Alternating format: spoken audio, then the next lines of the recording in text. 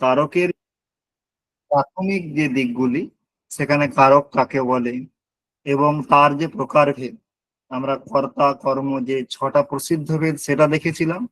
তার সঙ্গে সঙ্গে উক্ত অনুক্ত ভেদে কারক যে 2 প্রকার সেটাও আমরা দেখেছিলাম। উক্ত কর্তা, অনুক্ত কর্তা, উক্ত কর্ম, অনুক্ত কর্ম, এইভাবে আমরা দেখেছিলাম। তাছাড়াও দেখেছিলাম বিভক্তি, এবং বিভক্তির মধ্যে যে আমাদের 7টা বিভক্তি, প্রথমা, দ্বিতীয়া, তৃতীয়া, চতুর্থী, পঞ্চমী, ষষ্ঠী, সপ্তমী, সেগুলোও দেখেছিলাম। তার মধ্যে কোনগুলো কারক বিভক্তি এবং কিছু কিছুকে উপপদ বিভক্তিও বলা হয়। কাদের কারক বিভক্তি এবং কাদের উপপদ বিভক্তি সেটা বলা হয়েছিল। আমাদের আজকের আলোচ্য বিষয় যেটা, যে আগের দিনে আমরা দেখেছিলাম যে যে কোনো কারক যদি উক্ত হয় তাহলে সেখানে প্রথমা বিভক্তি হয়, আর কোনো কারক যদি অনুক্ত হয় তাহলে তার জন্য স্পেসিফিক বিভক্তি মানে বিশেষ বিভক্তির ব্যবহার করা হয়। যেমন বলা হচ্ছে যে কর্তা যদি অনুক্ত হয় তাহলে সেটা তৃতীয়া, কর্ম দ্বিতীয়া, করণ হলে তৃতীয়া, সম্প্রদান চতুর্থী। তাহলে এই যে বৈশিষ্ট্যটা, যে সম্প্রদানে চতুর্থী, অপাদানে পঞ্চমী, অধিকরণে সপ্তমী, এই বৈশিষ্ট্যটা কিন্তু শুধুমাত্র অনুক্তের জন্য। উক্ত হলে কিন্তু সবসময় প্রথমা বিভক্তিই হয়। তাহলে এখন প্রশ্ন যে উক্ত মানে কি আর অনুক্ত মানে কি? তাহলে উক্ত মানে, উক্ত শব্দের তাৎপর্য কি? উক্ত শব্দের তাৎপর্য হলো যেটা বলা হয়েছে। তাহলে উক্ত মানে বলা হয়েছে, আর অনুক্ত মানে যেটা বলা হয়নি। তাহলে বলা হয়েছে, বলা হয়নি, কনসেপ্টটা কি? তাহলে এই কনসেপ্টটা বোঝার জন্য একটা সিম্পল আমরা একটা উদাহরণ নিই। আমরা যদি একটা বাক্য বলি যে আমি ভাত খাই, অথবা আমি ঘট নিয়ে আসছি, সেইখানে আমি এরকম বলি না আমি ঘট কলস নিয়ে আসছি। আমি ঘট নিয়ে আসছি বলি, অথবা আমি কলস নিয়ে আসছি বলি। আমি এটা বলি না আমি ঘট কলস নিয়ে আসছি। কেন বলা হয় না? এটার পিছনে কারণটা কি? তার কারণ হচ্ছে ঘট শব্দের যা অর্থ, কলস শব্দেরও তাই অর্থ। তাহলে ঘট শব্দ যে অর্থকে বলছে, কলস শব্দও সেই অর্থকে বলছে। নিয়ম হচ্ছে একটা অর্থ প্রতিপাদন করার জন্য একটা শব্দেরই প্রয়োগ করা হয়, একের অধিক শব্দের প্রয়োগের আর প্রয়োজন হয় না। যদি করা হয় তখন সেটাকে দোষ বলেও বলা হয়, কারণ আমাদের কাব্যেও বলা হয় দ্বিরুক্তি অথবা কথিত পদতা দোষ। মানে একটা কথাকে যদি দুবার ধরে বলা হয় তখন তাকে দ্বিরুক্তি বলা হয়, এই দুবার বলা হয়েছে, তাহলে সেটা আসলে দোষ। তাহলে একটা অর্থ প্রতিপাদনের জন্য একটা শব্দেরই প্রয়োগ করা হয়। যেমন আমি ঘট নিয়ে আসছি অথবা আমি কলস নিয়ে আসছি, ঘট কলস একসঙ্গে প্রয়োগ করা যায় না। তার কারণ কি? একটা অর্থ প্রতিপাদন করার জন্য একটা শব্দের প্রয়োগই যথেষ্ট।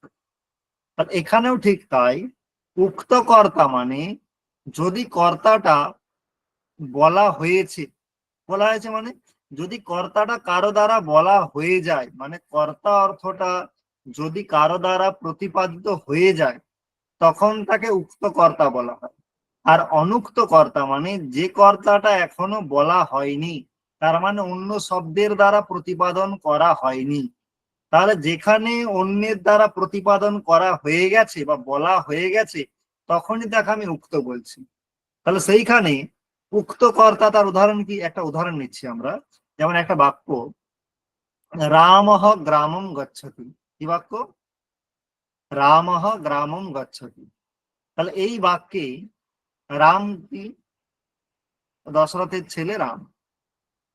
গ্রামম মানে গ্রাম, গচ্ছতি মানে যাচ্ছে। আমি যদি পূর্ণ বাক্যটা না বলে আমি বলি গচ্ছতি, তাহলে গচ্ছতি মানে কি? যাচ্ছে। কজন যাচ্ছে? একজন যাচ্ছে। যদি আমি গচ্ছতঃ বলি তাহলে কি বুঝবো? যাচ্ছে। দুজন যাচ্ছে। দুজন কজন যাচ্ছে। যাচ্ছে? দুজন যাচ্ছে। যদি বলি গচ্ছন্তি তাহলে অনেকগুলি মানুষ সবাই যাচ্ছে। মানে অনেকজন যাচ্ছে। তাহলে এই যে একজন, দুজন, তিনজন যাদের কথা বলছি, এই একজনটা আসলে কোন কারক? কর্তা, কর্ম, করণ, না কোন কারকের কথা বলা হচ্ছে? কার কথা বলা কর্তা। হচ্ছে? কর্তার কথা বলা হচ্ছে। তাহলে দেখো আমি কিন্তু গচ্ছতি এখানে কর্তা বলিনি, তা সত্ত্বেও গচ্ছতির দ্বারা যে সংখ্যাটা বোঝাচ্ছে একজন, তার মানে সেটা কিন্তু কর্তৃকারককেই বোঝাচ্ছে। কেন এরকম হচ্ছে? তার পিছনে কারণ হচ্ছে এই যে গচ্ছতি আছে, কি আছে, গচ্ছতি যেটা আছে, সেই গচ্ছতি এটা কর্তৃবাচ্য হয়েছে। রামঃ গ্রামম গচ্ছতি, এই বাক্যটা কোন বাচ্চা আছে? কর্তৃবাচ্য। কর্তৃবাচ্যে। এই বাক্যটায় যখন কর্মবাচ্য করি তখন রামেণ গ্রামঃ গম্যতে। এই যে বলা হলো কর্তৃবাচ্য আর কর্মবাচ্য, তার তাৎপর্য কি? তার তাৎপর্য হচ্ছে যখন এই যে তি, যে প্রত্যয় গচ্ছতির যে তি আছে, তার অর্থ যখন কর্তা হয়, তার অর্থ যখন কি হয়, কর্তা হয়, তখন তাকে কর্তৃবাচ্য বলা হয়। তে প্রত্যয়ের অর্থ যখন কর্ম হয় তখন তাকে কর্মবাচ্য বলা হয়। তাহলে এখন দেখো রামঃ গ্রামম গচ্ছতি, এইখানে তীর অর্থ কি? কর্তা। কর্তা। তীর অর্থ কি? কর্তা। তাহলে এখন দেখো রামঃ গ্রামম গচ্ছতি, এই যে বাক্যটা আছে, এই বাক্যটা কাকে কাকে বোঝাতে চাইছে? তাহলে রামকে বোঝাতে চাইছে, কর্তাকে বোঝাতে চাইছে, কারণ রাম কর্তা, গ্রাম কর্ম, গমন ক্রিয়া, এই পাঁচটা জিনিসই বোঝানো হচ্ছে। তাহলে রামকে বোঝাবার জন্য রাম শব্দ আছে, গ্রামকে বোঝাবার জন্য গ্রাম শব্দ আছে, কর্মকে বোঝার জন্য দ্বিতীয়া বিভক্তি আছে, গ্রামম অম আছে, আর গচ্ছতি, এখানে গচ্ছতি মানে গমন, তাহলে গমন ক্রিয়া, গম ধাতু আছে, গমন ক্রিয়াকে বোঝাচ্ছে। আর কর্তাকে বোঝাবার জন্য এইখানে কি প্রত্যয় আছে? তি প্রত্যয় আছে। কি প্রত্যয় আছে? তি প্রত্যয় আছে। কর্তাকে আর অন্য কিভাবে বোঝাতে পারি? কর্তাকে বোঝাবার জন্য আমরা তৃতীয়া বিভক্তির প্রয়োগ করতে পারি। কেন? সূত্র আছে কর্তৃ কর্ণয়োস তৃতীয়া, যে যদি কর্তা হয় অথবা যদি করণ হয় তাকে বোঝাতে তৃতীয়া হয়। তাহলে আমি তি প্রত্যয়ের দ্বারাও কর্তাকে বোঝাতে পারি, আর তৃতীয়া বিভক্তির দ্বারাও কর্তাকে বোঝাতে পারি। তাহলে তৃতীয়া বিভক্তি তখনই হবে যখন আমি কি বলেছিলাম লিস্টে, অনুক্ত কর্তা হলেই তৃতীয়া হবে, উক্ত হলে হবে না। তাহলে এইখানে কর্তাটা উক্ত না অনুক্ত? তি প্রত্যয়টা কর্তা অর্থটাকে বলে না বলে না? বলে। হ্যাঁ, বলে। বললাম। উক্ত। তাহলে তি প্রত্যয়ের দ্বারা কর্তাটা বলা হয়ে গেছে, তাহলে কর্তা উক্ত না অনুক্ত? উক্ত।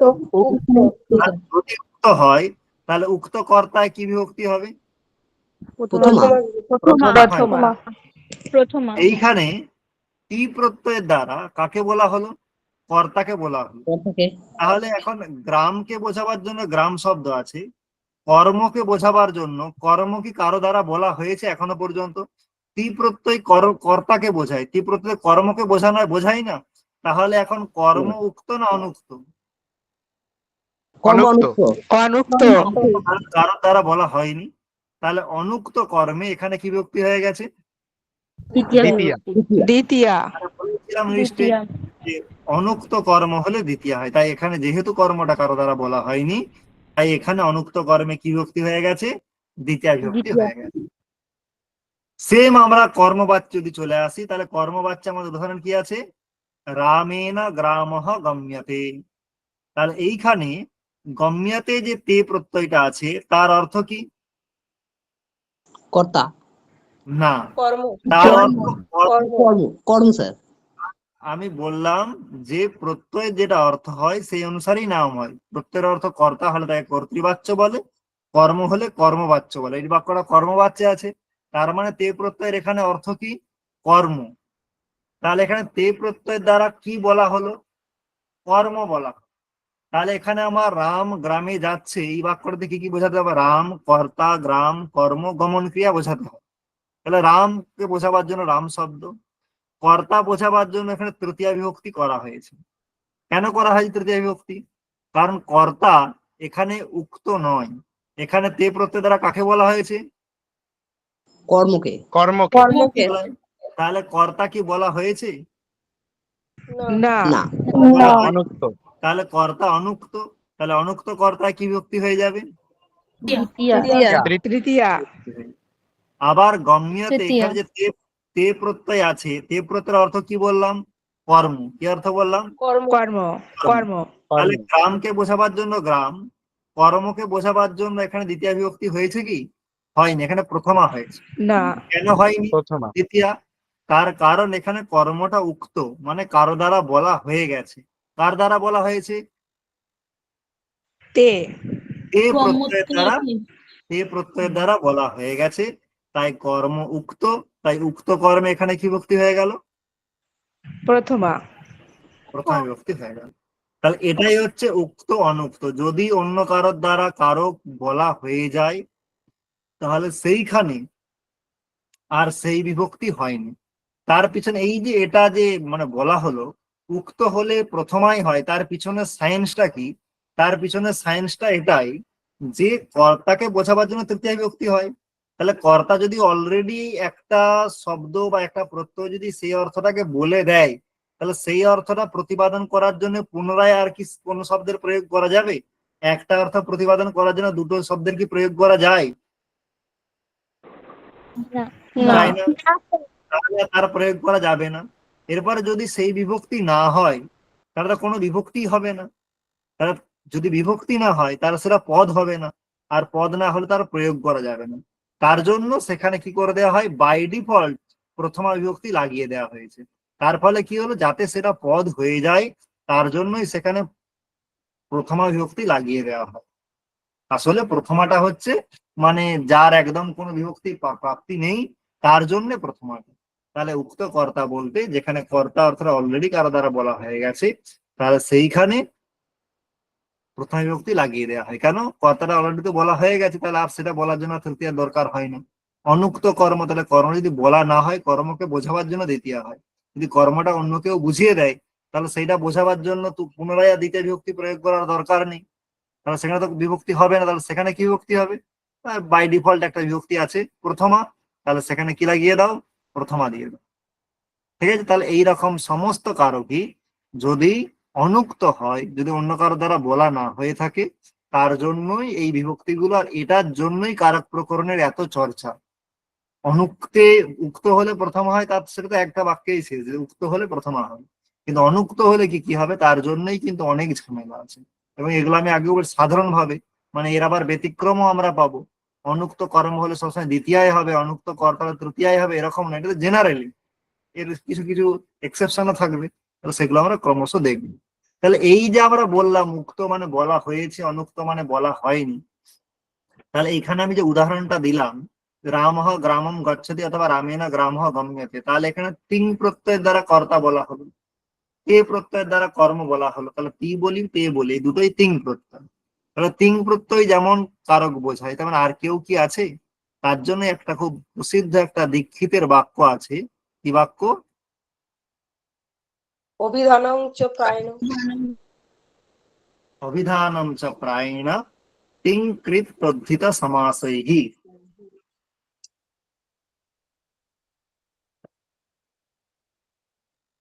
অভিধানম চ প্রায়ণ তিং কৃত তদ্ধিত সমাসৈহি। তিং, কৃত, তদ্ধিত, সমাস এবং নিপাত, এই পাঁচটার দ্বারা কি হয় না কারক অভিহিত হতে পারে। তাহলে এই পাঁচটার দ্বারা যদি অভিহিত হয়ে যায় তাহলে সেইখানে আর কি হবে না, সেইটা আর অনুক্ত থাকবে না, সেটা কি হয়ে যাবে? উক্ত হয়ে যাবে। তাহলে তিনের উদাহরণ আমরা দেখলাম, তেমনি কৃত, তদ্ধিত, সমাস আর নিপাতের কি উদাহরণ সেগুলো আমরা ক্রমশ দেখব।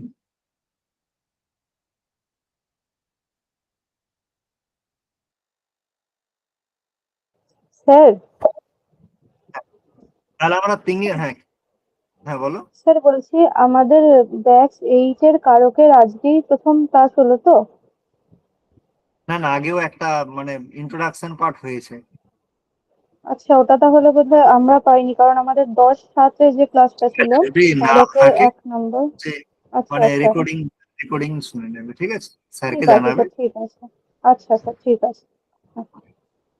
তাহলে তিন তার উদাহরণ আমরা পেলাম রামঃ গ্রামম গচ্ছতি, এখানে একটা উদাহরণ দেওয়া হচ্ছে লক্ষ্মী হরিম সেবতে অথবা লক্ষ্মিয়া হরিহি সেব্যতে। এটা ওই একই কর্তৃবাচ্য আর কর্মবাচ্য, আলাদা কিছু নেই। তাহলে এটা তিনের উদাহরণ গেল। এরপরে আছে কৃতের উদাহরণ, লক্ষ্মিয়া হরিহি সেবিতঃ। লক্ষ্মিয়া হরিহি সেবিতঃ, তাহলে এখানে যে ত প্রত্যয় হয় সেই ত প্রত্যয় কি হয়? সেই ত প্রত্যয় কর্ম অর্থে হয়েছে। তারা লক্ষ্মী হরির সেবা করে, তাহলে কে সেবা করে? লক্ষ্মী। তা লক্ষ্মী হচ্ছে কর্তা। হরি কর্ম। তাহলে এখানে যে ত প্রত্যয়টা হয়েছে, ত প্রত্যয় কৃত প্রত্যয়, সেটা কি অর্থ হয়েছে বললাম? কর্ম অর্থ। তাহলে এই ত প্রত্যয় দ্বারা কে উক্ত হয়েছে? কর্ম। কর্ম উক্ত হয়েছে। তাই এখানে উক্ত কর্মে কি হয়ে গেছে? প্রথমা। প্রথমা বিভক্তি। অনুক্ত কর্তায় কি হয়ে গেছে? তৃতীয়া। তৃতীয়া। এমন তিঙের দ্বারা হলো, তেমনই কৃতের দ্বারা। তদ্ধিত সমাস, তদ্ধিত সমাসটা আমাদের কারক প্রকরণের জন্য সেই অর্থে লাগে না, শুধুমাত্র জ্ঞানের জন্যই আমাদের মাথায় রাখতে হবে। তার তদ্ধিতের দ্বারা উক্ত কি? সতেনা কৃতঃ সত্যঃ। তাহলে এখানে তদ্ধিত প্রত্যয় যে শত শব্দ থেকে ইয়ৎ প্রত্যয় করে সত্য রূপটি হয়েছে। তাহলে এই যে ইয়ৎ প্রত্যয় যেটা হয়, সেই ইয়ৎ প্রত্যয় করণ অর্থে হয়। কি অর্থে হয়? করণ। করণ অর্থে। তাহলে এইখানে দেখো সতেনা কৃতঃ, তাহলে সতেনা শত শব্দ বোঝাবার জন্য শত শব্দ আছে, কেনা হয়েছে বোঝানোর জন্য ইয়ৎ প্রত্যয় আছে। তাহলে করণ কারকও ইয়ৎ প্রত্যয়ের অর্থেই হয়েছে। তাই এখানে ইয়ৎ প্রত্যয়ের দ্বারা করণটা বুঝিয়ে দেওয়া হয় বলেই এইখানে যেমন করণে তৃতীয়া হয়েছিল, এইখানে সেই তৃতীয়াটার আর দরকার পড়েনি। কেন দরকার পড়েনি? তার কারণ এখানে ইয়ৎ প্রত্যয়ের দ্বারাই কর্মটা অলরেডি বলা হয়ে গেছে। তাই এখানে করণটা উক্ত করণ, তাই উক্ত করণে কি হয়ে গেছে? প্রথমা হয়ে গেছে। প্রথম আসছে। হ্যাঁ। বুঝানো আর এইখানে আরেকবার বলি।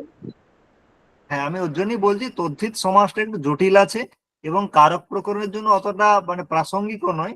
যতটা নিতে পারো নাও, যদি মনে হয় খুব কঠিন ইগনোর করতে পারো। শুধু এইটুকু মাথায় রাখবে যে সতেনা কৃতঃ সত্যঃ এখানে তদ্ধিত প্রত্যয়ের দ্বারা উক্ত হয়েছে। আমি যেটা বললাম যে সতেনা কৃতঃ, তাহলে এখানে কি কি জিনিস আছে? শত মানে 100, সতেনা এই যে ইনো আছে মানে টা প্রত্যয়, তার অর্থ করণ, আর কৃতঃ মানে কেনা হয়েছে। তাহলে সত্য হওয়ার এরও তাই অর্থ হতে হবে। তাহলে সত্যি হয় এখানে আসলে আছে কি? শত শব্দ আর ইয়াত প্রত্যয়। কি প্রত্যয়? ইয়াত প্রত্যয়। তাহলে এইখানে শত শব্দ, তাহলে শত শব্দ শত এইটাকে বোঝাচ্ছে। করণ আর কৃত এইটাকে বোঝাচ্ছে ইয়াত প্রত্যয়। তাহলে ইয়াত প্রত্যয়ের দ্বারা করণটা উক্ত হয়েছে না হয়নি? বলা হয়েছে না হয়নি? বললাম তো ইয়াত প্রত্যয় করণ অর্থে হয়। তাহলে উক্ত হয়েছে, তাই সেই করণটাকে বোঝাবার জন্য আবার সত্য শব্দ থেকে তৃতীয়া বিভক্তির প্রয়োগ করা হয়নি। তার কারণ করণটা অলরেডি তদ্ধিত প্রত্যয় ইয়াত প্রত্যয় দ্বারা উক্ত হয়ে গেছে, বলা হয়ে গেছে। তাই উক্ত করণে কি হয়েছে? প্রথমা হয়েছে। যদি উক্ত না হতো তাহলে এখানে শত আর কৃত বোঝানোর জন্য যেমন শত ইয়াত ছিল, তেমন করণ বোঝাবার জন্য আবার তৃতীয়া করতে হতো, সত্যিয়ে না করতে হতো, কিন্তু না করে সত্যিহ করেছে। কেন করেছে? তার কারণ ইয়াত প্রত্যয়ের দ্বারা এখানে করণটা উক্ত হয়ে গেছে, মানে বলা হয়ে গেছে। তাই এখানে উক্ত করণে প্রথমা হয়েছে। ঠিক আছে? তেমনি সমাস এখানে প্রাপ্ত আনন্দ ইয়ম সহ প্রাপ্তানন্দ, আনন্দ যাকে প্রাপ্ত করেছে। তাহলে ভালো কথা, প্রাপ্ত বোঝাবার জন্য প্রাপ্ত শব্দ আছে, আনন্দ বোঝাবার জন্য আনন্দ শব্দ আছে। প্রাপ্ত আনন্দ ইয়ম যাকে, তাহলে এই যে কর্ম, তাহলে কর্ম বোঝাবার জন্য এখানেও দ্বিতীয়া করা উচিত ছিল, কারণ বিগ্রহেরও যা অর্থ সমাসেরও তাই অর্থ। তাহলে কিন্তু প্রাপ্ত আনন্দ প্রাপ্ত করে যাকে, তাহলে কর্মটা তো এখানে বলা হয়নি, তাহলে কর্মের দ্বিতীয়া করা উচিত ছিল। তাহলে বোঝে না, কর্ম বোঝাতে দ্বিতীয়া তখনই হয় যখন অনুক্ত কর্ম। এখানে তো উক্ত কর্ম, কার দ্বারা উক্ত হয়েছে? না, বলছে সমাসের দ্বারা উক্ত হয়েছে। কার দ্বারা উক্ত হয়েছে? সমাস। তার কারণ সমাস এই কারণেই কর্মটাকে বুঝিয়ে দেয়, তার কারণ সমাস কাকে যদি দেখা যায়, সমাস হচ্ছে একটা বৃত্তি। তাহলে পরার্থাবিধানম বৃত্তি, পরের অর্থ যে বলে তাকে বৃত্তি বলে।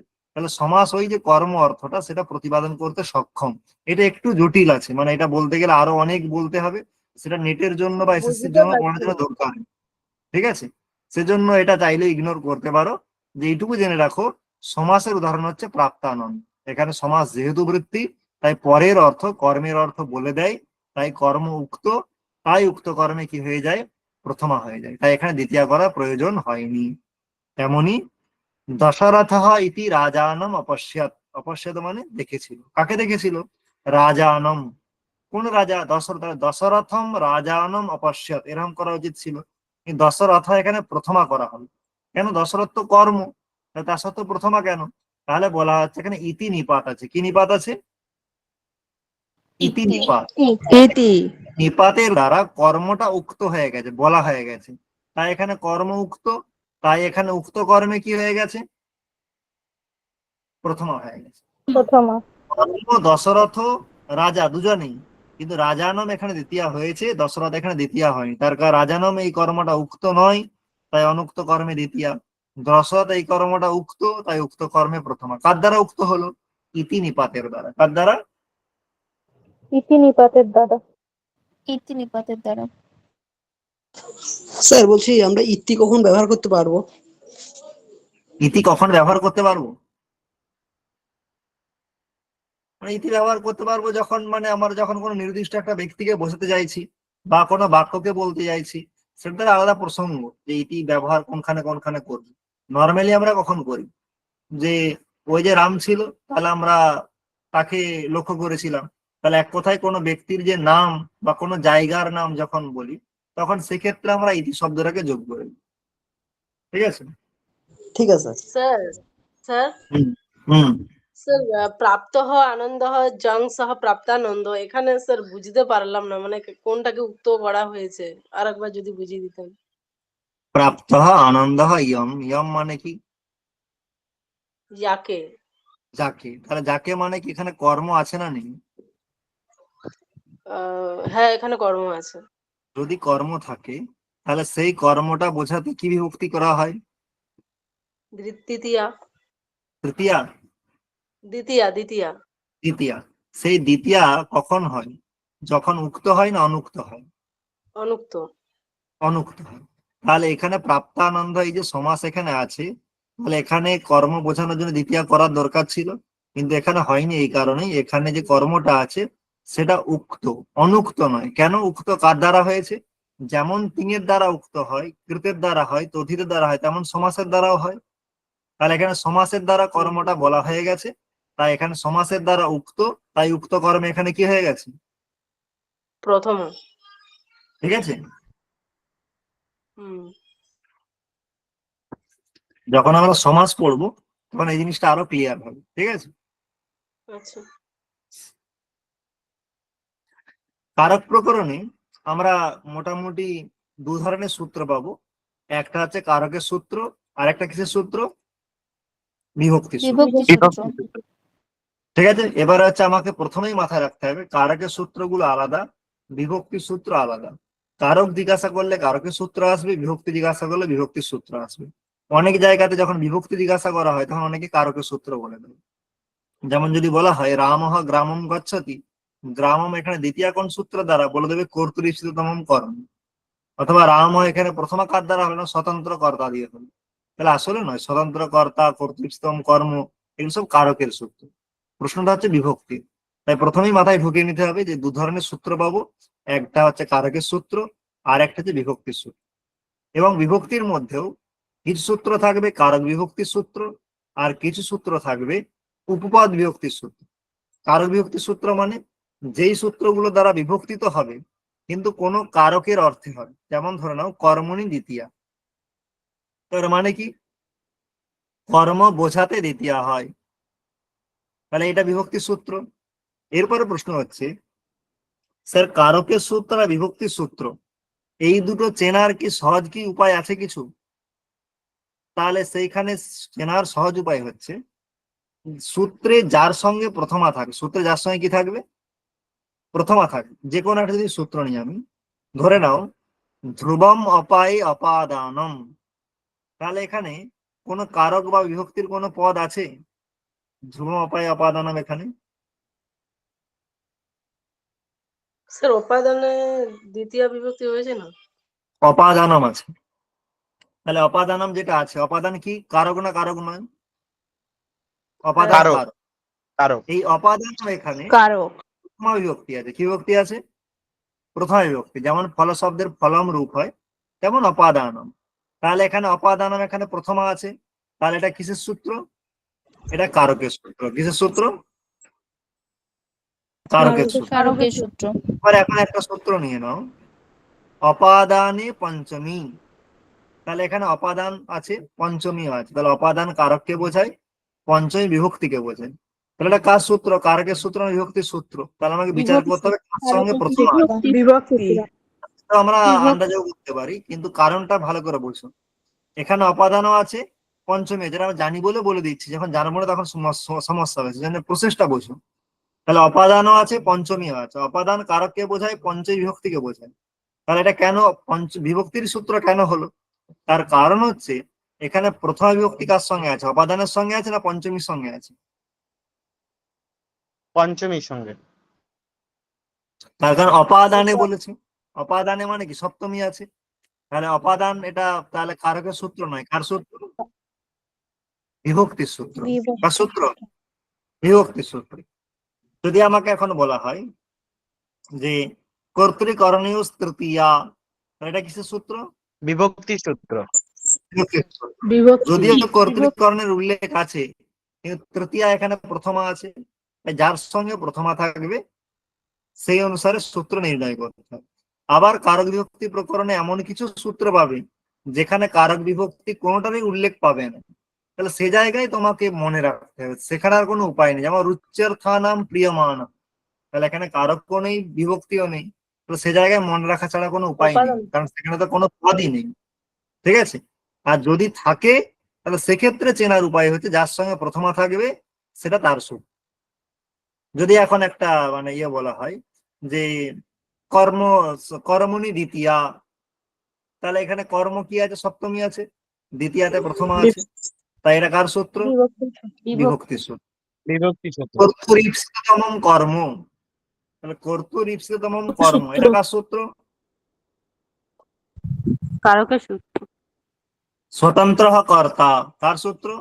কারকের। কারকে। ঠিক আছে? তাহলে এইরকম কিছু আছে।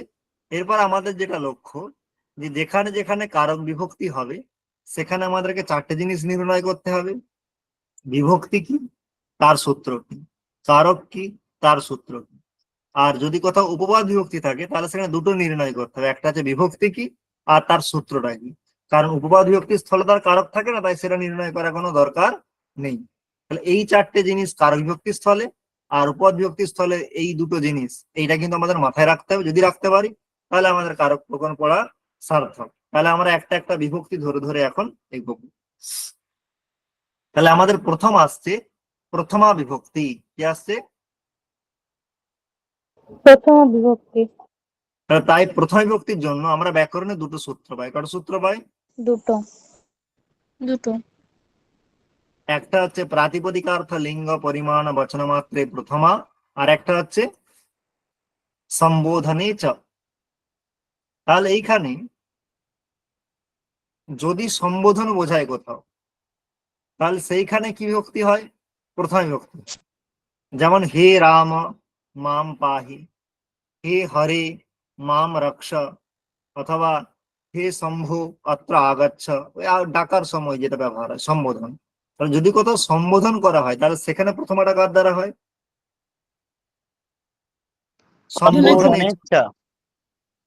বাদ বাকি ব্যাকরণে যেখানে যেখানে প্রথম বিভক্তি হয় তার জন্য একটাই সূত্র আছে। কোন সূত্র?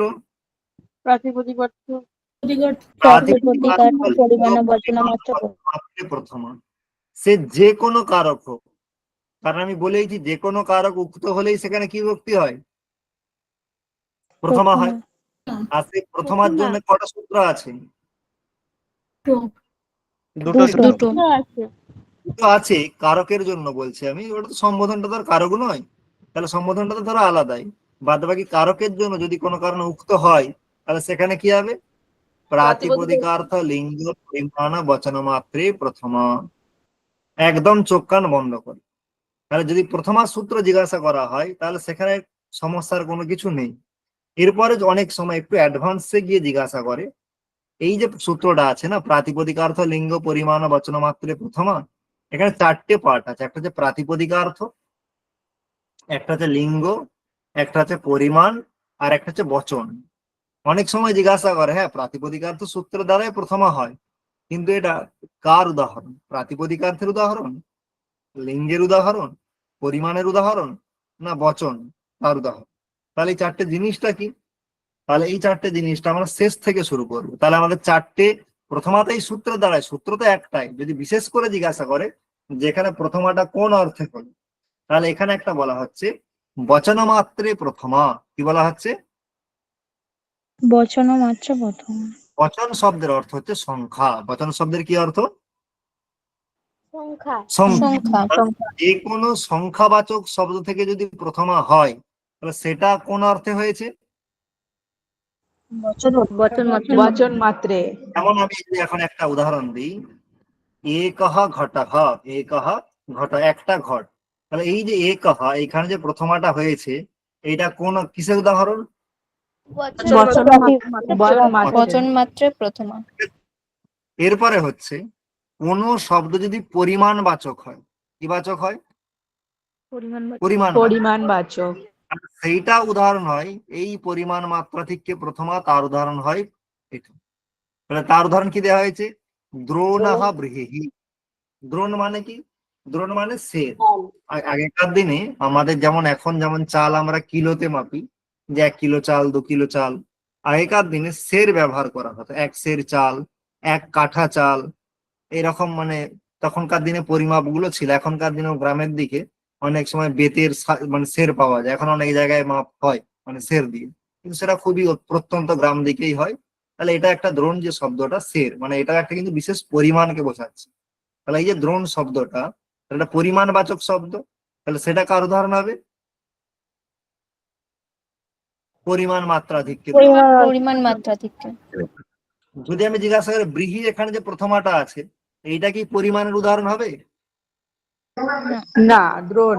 না। হ্যাঁ স্যার হবে। কারণ ব্রীহিটা কি? হবে স্যার, ব্রীহি মানে তো অনেক ধান। আরে ব্রীহি মানে ধান। ব্রীহি মানে অনেক ধান সেটা নয়, ব্রীহি মানে ধান। তাহলে ধান কি কোনো পরিমাণকে বোঝাচ্ছে? না না। স্যার, কিন্তু না, দ্রোণ করলে দ্রোণটা। করতে হবে। দ্রোণটা বোঝাচ্ছে না। আমি বলছি 1 কিলো চাল, তাহলে এখানে পরিমাণ কোনটা, 1 কিলোটা না চালটা? 1 কিলোটা। তাহলে দ্রোণ হটাই হবে, ব্রীহিটা তো আর হবে না। তাহলে যদি বলা হয় আঢকম ব্রীহি, আঢকম, আঢকই তাই, আঢকম ব্রীহি, তাহলে এখানেও আঢকম, তাহলে এখানে কি হবে? এইখানে পরিমাণের উদাহরণ, কারণ দ্রোণ, আঢক, খারি, এগুলো হচ্ছে সব কার উদাহরণ? পরিমাণ বাচকের উদাহরণ। কার উদাহরণ? পরিমাণবাচক। এরপরে তো আসছে তাহলে দুটো point। পরিমাণের তাহলে আটকম গৃহী যদি বলি তাহলে এখানে তো ওইটাতে প্রথমা তো হচ্ছে না। ওটাতে প্রথমা হচ্ছে না, আঢকমতেই হুম। প্রথমা নেই। তোমায় কে বললো? ফল শব্দের প্রথমাতে কি রূপ হয়? ফলম। আচ্ছা আচ্ছা, ফলম। আচ্ছা। হ্যাঁ, এটা নপুংসক লিঙ্গ শব্দ। এই মানে অনুসার দেখলেই দ্বিতীয় বিভক্তি এটা থেকেও বেরিয়ে আসতে হবে। এরকম মানে কি? হ্যাঁ হ্যাঁ, বলছো? স্যার আঢকং মানেটা কি? ওই দ্রোণ মানে তো ছোট বড়, একদম ধান। দ্রোণ পরিমাণ, আঢক পরিমাণ, খারি, এগুলো পরিমাণ বাচক, এগুলো সব লিস্ট আছে। মানে এগুলো জেনে আপাতত কোনো কাজ নেই। আপাতত 4 আঢক দিলে 1 দ্রোণ হয়, আবার 4 দ্রোণ দিলে 1 খারি হয়, এরকম হচ্ছে মাপ আছে, ঠিক আছে? স্যার আঢকের বাংলা মানেটা কি হবে, মানে এটা কি আঢকই বলে? এখন আদতে মানে আঢক শব্দের কি মানে বলতে এখন আমি নিজেও সেরের পরিমাণটা আমি নিজেও জানি না, মানে আমি তো ওই পরিমাণে ব্যবহারও করিনি, সেজন্য এক্সাক্ট এই মুহূর্তে বলা আমার পক্ষে অসম্ভব। যেমন ধরো আমরা পাউন্ডে ব্যবহার করি না, আমাকে যদি এখন জিজ্ঞাসা করে 5 পাউন্ড মানে কত কিলোগ্রাম, একটু বলা মুশকিল আছে। তাই সেরকম আমারও অবস্থা আছে। আঢক তো আমি নিজেও মাপ ব্যবহার করিনি, কিন্তু এটুকু জানি যে এগুলো পরিমাণবাচক শব্দ। এক্স্যাক্টলি এখন কি সেগুলো তো এখন দেখতে হবে, ঠিক আছে? স্যার দ্রোণ, আঢক, খাড়ি বাদেও কি আরো কিছু পরীক্ষায় দিতে পারে না? এই না না, তিনটেই? আবার এই 3টেই দেবে, তার উপরে আর যাবে না। আমি ওই দুটো যেতে পারে বলেই আমি ওই দুটো বললাম, ওর ঊর্ধ্বে আর যাবে না, চিন্তা নেই। তারপরে আমাদের আসছে প্রাতিপদিকার্থ মাত্রে প্রথমা আর লিঙ্গ মাত্রাধিক্যে প্রথমা। এই দুটোর বৈশিষ্ট্য হচ্ছে প্রাতিপদিকার্থ মাত্রে প্রথমা সেখান থেকেই হয় যেই শব্দগুলো নিয়ত লিঙ্গ হয়। কি লিঙ্গ হয়? নিয়ত লিঙ্গ। অথবা যদি কোনো অব্যয় হয় তার থেকে প্রথমা কার দ্বারা হয়? প্রাতিপদিকার্থ। প্রাতিপদিকা। নিয়ত লিঙ্গ মানে কি? নিয়ত লিঙ্গ মানে হচ্ছে যাদের লিঙ্গ ফিক্সড, মানে যাদের একটাই লিঙ্গ আছে, হলে পুংলিঙ্গ, না হলে স্ত্রীলিঙ্গ, না হলে ক্লীবলিঙ্গ, তারা হচ্ছে নিয়ত লিঙ্গ। যেমন এখন ধরে নাও রাম, রাম শব্দ সবসময় কিসে হয়? পুংলিঙ্গে হয়। ফলম সবসময় নপুংসক লিঙ্গে। তাহলে যেগুলো নিয়ত লিঙ্গ শব্দ, তারা কার উদাহরণ? প্রাতিপদিকের উদাহরণ। আরেকটা হচ্ছে যারা অব্যয়, তারাও তাই। তাহলে এখন তোমার প্রশ্ন হবে, স্যার অব্যয় আবার বিভক্তি হয় নাকি? যত্র তত্র কুত্র, এখানে তো কোনো বিভক্তি দেখি না। তাহলে অব্যয়ের বিভক্তি লোপ হয়ে যায়, তার মানে এই নয় যে বিভক্তি হয় না। তাহলে অব্যয় থেকেও বিভক্তি হয়। তাহলে নিয়ত লিঙ্গ শব্দ আর অব্যয় থেকে প্রথমা কোন কার দ্বারা হয়? প্রাতিপদিক অর্থ মাত্র। হয়তো প্রাতিপদিকার্থ লিঙ্গ পরিমাণ ও বচন মাত্রে প্রথমাই সূত্রের দ্বারাই, কিন্তু কোন অর্থে? না প্রাতিপদিকার্থে হয়। কোন অর্থে হয়? প্রাতিপদিক প্রাতিপদিকার। যদি যেখানে অনিয়ত লিঙ্গ, মানে যাদের লিঙ্গ ফিক্সড নয়, মানে যাদের একের বেশি লিঙ্গ আছে, যেমন তট শব্দ 3টে লিঙ্গে ব্যবহার হয়, তটহ, তটি, তটম, তাহলে এটা কার উদাহরণ হবে? অনিয়ত লিঙ্গ মাত্রাধিক্যে। লিঙ্গ মাত্রাধিক্যে প্রথমা। তেমনই ধরনের একটা আকাশ শব্দ, আকাশ শব্দ আকাশহ, আকাশম, তাহলে এটা কার উদাহরণ হবে? লিঙ্গ, লিঙ্গ মাত্রাধিক্যে। মানে যাদের লিঙ্গ একটাতে ফিক্সড অথবা অব্যয়, তারা প্রাতিপদিকার্থ। যাদের একের বেশি লিঙ্গ আছে, তারা লিঙ্গে মাত্রাধিক্যের উদাহরণ। যারা পরিমাণবাচক, তারা পরিমাণার্থের উদাহরণ। যারা সংখ্যাবাচক, তারা বচনমাত্রের উদাহরণ। সব জায়গায় প্রথমত প্রাতিপদিকার্থ লিঙ্গ পরিমাণ ও বচনমাত্রের প্রথমে সূত্রের দ্বারাই হয়। যদি বিশেষ করে কোনোভাবে জিজ্ঞাসা করে, তার জন্য ডিটেলস।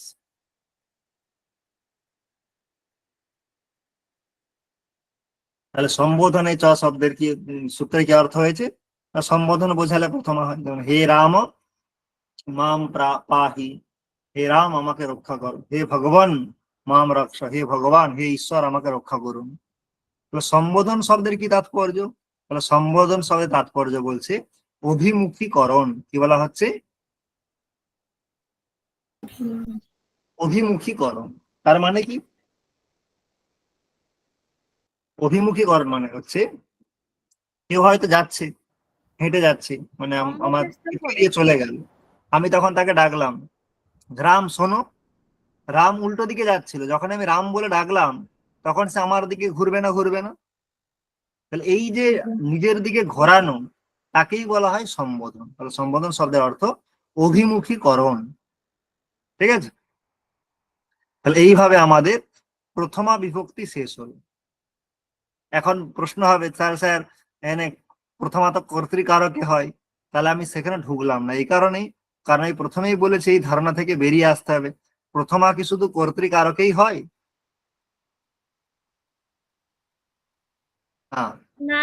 কর্তৃ, কর্ম, করণ, সম্প্রদান, অপাদান, একটা অধিকরণ কারকেই হবে। সবেতেই।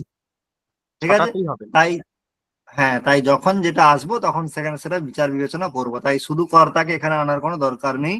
কর্তার সময় আসবে তখন কর্তাকে বলা হয়। তাহলে আমাদের প্রথমাটা শেষ হলো। এরপরে আমাদের আসছে দ্বিতীয় বিভক্তি। কি আসছে? দ্বিতীয় বিভক্তি। দ্বিতীয় বিভক্তি। এবার সেই দ্বিতীয়ার মধ্যেও দুটো দ্বিতীয়া হবে, একটা কারক দ্বিতীয়া আর একটা উপপদ দ্বিতীয়া। একটা কারক দ্বিতীয়া আর একটা উপপদ দ্বিতীয়া। উপপদ তাহলে দ্বিতীয়া। কারক দ্বিতীয়া নিয়ে চর্চা করব। তাহলে কারক দ্বিতীয় বিভক্তির সূত্র কোনটা? বলছে কর্মণি দ্বিতীয়া। কি সূত্র? কর্মণি দ্বিতীয়া। কর্মণি দ্বিতীয়া। তাহলে এখানে দেখো, দ্বিতীয়া বিভক্তি প্রথমা আছে, তাহলে বিভক্তি সূত্র, এই বিষয়ে কোনো সন্দেহ নেই। কর্মণি দ্বিতীয়া, তার মানে কি কর্ম অর্থে দ্বিতীয়া হয়। তাহলে এই বিভক্তিটা কাকে বোঝাচ্ছে? কর্মকে বোঝাচ্ছে। তাহলে কর্ম কারক না কারক নয়? কারক। কারক। আরো আর যেহেতু এই বিভক্তিটা কারককে বোঝায়, তাই এটা কারক বিভক্তি। তাহলে কর্মকারকে দ্বিতীয় হয়, এটা আমরা পেলাম। কোন কর্মে? যে কোনো সময়। বলছে দেখো অনুক্ত কর্মকারকে। কি কারক কর্মকারকে বলছে? অনুক্ত। তাহলে অনুক্ত কর্ম হলেই দ্বিতীয় হবে, কারণ কর্মণি দ্বিতীয় সূত্রটা অনভিহিতে সূত্রের অধিকারে আসে। অনভিহিতে মানে অনুক্তে। তাহলে অনভিহিতে কর্মণি দ্বিতীয়া, তার মানে অনুক্ত কর্মে দ্বিতীয়া হয়। উক্ত হলে তাহলে কি হবে? বলছে অভিহিত, অর্থাৎ উক্ত কর্মকারকে কি হবে? প্রথমা। প্রথমা। প্রথমা। তাহলে বলছে অভিহিত অর্থাৎ উক্ত কর্মকারকে প্রাতিপদিকার্থ লিঙ্গ পরিমাণ বচন মাত্রে প্রথমা এই সূত্র দ্বারা প্রথম বিভক্তি হয়। উদাহরণ, লক্ষ্মী হরিম ভজতি, লক্ষ্মী হরিম ভজতি। তাহলে এখানে অনুক্ত কর্ম, তি প্রত্যয়ের অর্থ আমরা বলেছিলাম কর্তা, তাহলে কর্তা উক্ত কিন্তু কর্ম তো অনুক্ত, কর্ম তো কারো দ্বারা বলা হয়নি, তাই অনুক্ত কর্মে দ্বিতীয়া। লক্ষ্মীয়া হরিহি ভজ্যতে, কর্মবাচ্যে আছে, তাহলে তের অর্থ কি? কর্ম। তাহলে কর্ম কি হয়েছে? উক্ত হয়েছে, বলা হয়েছে, তাই উক্ত কর্মে কি হয়ে গেছে? প্রথমা। প্রথমা হয়ে গেছে। প্রথমা। তাহলে এখানে হরিম বিভক্তি দ্বিতীয়া, সূত্র কি? কর্মণি দ্বিতীয়া। কর্মণি দ্বিতীয়া। কর্মণি দ্বিতীয়া। হরি এখানে বিভক্তি কি? প্রথমা। প্রথমা। দ্বিতীয়া। ও আচ্ছা। প্রাতিপদিকার্থ লিঙ্গ পরিমাণ বচন মাত্রে প্রথমা। হরি এখানে কারক কি? কর্মকারক। তাহলে এই যে কর্ম, সেটা আমরা জানলাম কি করে? তাহলে কর্ম হয় কি? তাহলে তার জন্য কর্মকারকে সূত্র নিয়ে আসা হচ্ছে, যে কারা কর্ম হয়। তাহলে সেই কর্মকারকের জন্য বেশ কতকগুলি সূত্র নিয়ে আসছে। কর্তৃপ্সিতম কর্ম তথায়ুক্তম চা নিপ্সিতম অকথিতম চ গতিবুদ্ধি প্রত্যবসানার্থ, তেমনি হিক্তরণ্যতরস্যাম, তেমনি আরো অন্যান্য সূত্র, অধিসিংস্থাসাম কর্ম অভিনিবিশাশ্চ উপানবধ্যাং বসহ, এতগুলি সূত্র নিয়ে আসছে কোন কারকের জন্য?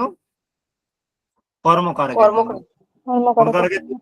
কর্মকারকের জন্য। আর এরপরে আমরা কর্মকারকের সূত্রগুলোকে দুটো ভাগে ভাগ করবো। কটা ভাগে ভাগ করবো? কিছু সূত্র হচ্ছে নিজন্ত ধাতুর জন্য, আর কিছু সূত্র হচ্ছে অনিজন্ত বা শুদ্ধ ধাতুর জন্য। নিজন্ত আর অনিজন্তর বলতে পার্থক্য কি? যেমন ধরো, অনিজন্ত হচ্ছে গচ্ছতি। অনিজন্ত কি? গচ্ছতি। নিচ প্রত্যয় যোগে কি রূপ হয়? গাময়তি। গময়তি। খাদতি, তার নিচে রূপ কি হয়? খাদয়তি। ঠিক। তাহলে এইটা হচ্ছে অনিজন্ত বা শুদ্ধ ধাতু, আর এটা হচ্ছে নিজন্ত ধাতু। তাহলে অনিজন্তের যে ধাতুগুলোর যে উদাহরণ, তার জন্য আমরা প্রথমে যে সূত্রগুলো আছে সেগুলো নেই। তাহলে সেই সূত্রগুলো কে কে আছে? সেই সূত্রগুলো হচ্ছে কর্তুরীপ্সিততম কর্ম তথায়ুক্তম চা নিপ্সিতম অকথিতম চ অধিসিংস্থাসাম কর্ম উপান অভিনিবিশশ্চ আর উপানবধ্যাং বসহ। এই 6টা সূত্র আছে। ঠিক আছে।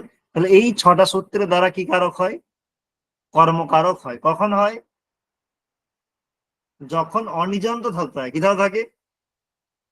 অনিজন্ত ধাতু থাকে যখন। এখন তাহলে কোন জায়গায় কোন সূত্রটা লাগবে সেটা বিচারের এখন সময় এসেছে। তাহলে একটা যে আমরা প্রথম শেষের 3টেকে বিচার করব, তারপরে ওগুলোতে যাব। কেন আসছি একটু পরে বুঝতে পারবে। প্রথমেই কর্তৃস্তম কর্মতে আমরা ঢুকবো না, আমরা এখান থেকে যাব। তাহলে আমাদের প্রথম সূত্র আসছে অধিসিং স্থাসাম কর্ম। কি সূত্র আসছে? শাসন কর্ম।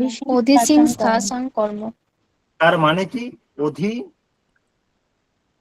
তারপর যদি সিং ধাতু থাকে অথবা স্থা ধাতু থাকে অথবা যদি আস ধাতু থাকে, তাহলে সেইখানে যদি আমি কর্ম নির্ণয় করতে হয়, তাহলে সেই কর্মটা কোন সূত্রের দ্বারা হয়? শাসন কর্মসূত্রের দ্বারা। তাহলে যদি বাক্যতে অধিপূর্বক সিং ধাতু, যেমন একটা উদাহরণ ধরো, রাম খট্টুয়াম অভিষেতে, তাহলে এখানে কি আছে? অধিপূর্বক সিং ধাতুর প্রয়োগ আছে। হ্যাঁ। তাহলে এই যে কর্ম, এই কর্মটা কার দ্বারা হবে তাহলে? শাসন কর্ম। অধি পূর্ব।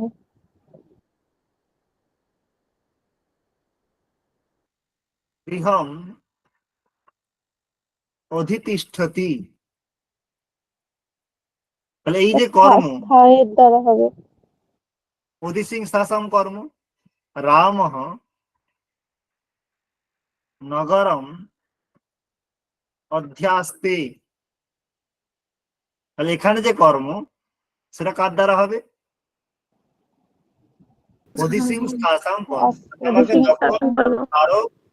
যখন আমাকে কারক নির্ণয় করতে দেবে, সেই বাক্যে যদি অধিপূর্বক সিং ধাতু, অধিপূর্বক স্থা ধাতু অথবা অধিপূর্বক আস ধাতু থাকে, তাহলে সেটা কার দ্বারা হবে কর্মটা?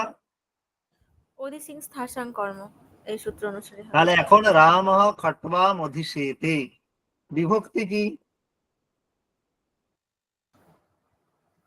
দ্বিতীয়া। কি বিভক্তি? দ্বিতীয়া। দ্বিতীয়া বিভক্তি। সূত্র কি? উনি দ্বিতীয়। কর্মণি দ্বিতীয়া। কর্মকারক ছাড়া দ্বিতীয় হয় অনুক্ত কর্ম, কর্তৃবাচ্যা আছে। কারক কি? কর্মকারক। সূত্র কি? সিং শাসন কর্ম। অদিসিং স্থাসাং। তাহলে আমার 4টে আইটেম হলো, বিভক্তি তার সূত্র, কারক তার সূত্র। তাহলে আমাকে যে কোনো উদাহরণ দেখবে হরিহি বৈকুণ্ঠম অধিশেতে না দিয়ে আমি যদি রাম খট্বাম অধিশেতে দেয় তাহলে আমি বুঝতে পারবো না? পারবো না? পারবো। পারবো তো? হ্যাঁ। রাম গৃহম অধিতিষ্ঠতি এখানেও পারবো, রাম নগরম অধ্যাস্তে এখানেও পারবো। এটা কোনো কারণ যদি ঘুরিয়ে দেয় মানে রামেণ খট্বা অধিশয়্যতে, এটা কি বাচ্চা করে দিয়েছে? কর্ম বাচ্চে। কর্ম আছে। কর্ম আছে, কিন্তু এখানে অধিপূর্বক সিং ধাতুর প্রয়োগ আছে না নেই? হ্যাঁ, আছে। তাহলে খটবাটা কর্ম হবে না হবে না? হবে। হবে। তাহলে এখানে যদি কার বিভক্তি নির্ণয় করতে দেয়, এখানে বিভক্তি কি বিভক্তি? প্রথমা। প্রথমা বিভক্তি। সূত্র প্রাতিপদিকার প্রাতিপদিকার্থ। প্রাতিপদিক লিঙ্গ পরিমাণ বচন মাত্র প্রথম। ঠিক তো? কারক হ্যাঁ। কর্মকারক। কর্মকারক। সূত্র অদিসিং স্থাসাং কর্ম। শাসন কর্ম। ঠিক আছে, বোঝা যাবে? হ্যাঁ। যেমন রাম গৃহম অধিতিষ্ঠতি, তাহলে গৃহমের তলায় দাগ হলে কারক, কর্মকারক। কর্মকারক।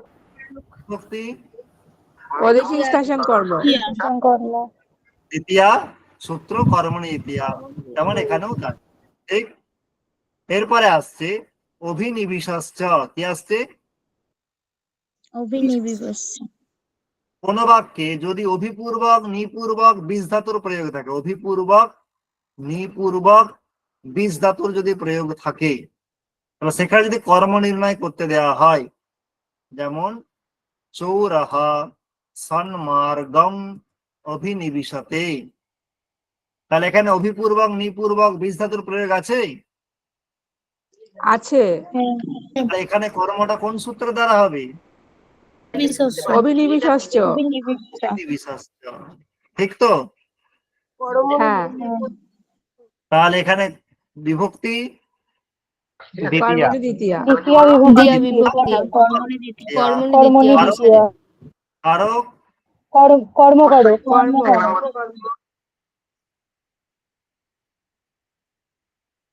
সূত্র কি? বিশস্য।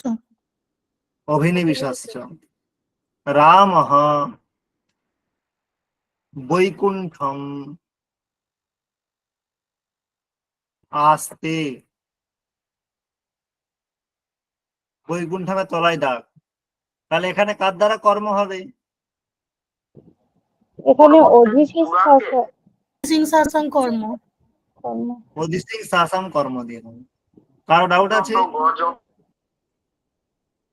আসতে তো শুধু তার এখানে শুধু আসতে অধিপূর্বক তো রয়েছে। নেই। নেই তবুও হবে। না নেই তো। তাহলে বৈকুণ্ঠে হলে হবে। তাহলে এখানে তাহলে শুধু কর্মণি দ্বিতীয়া, এখানে শুধু কর্মকারক হবে।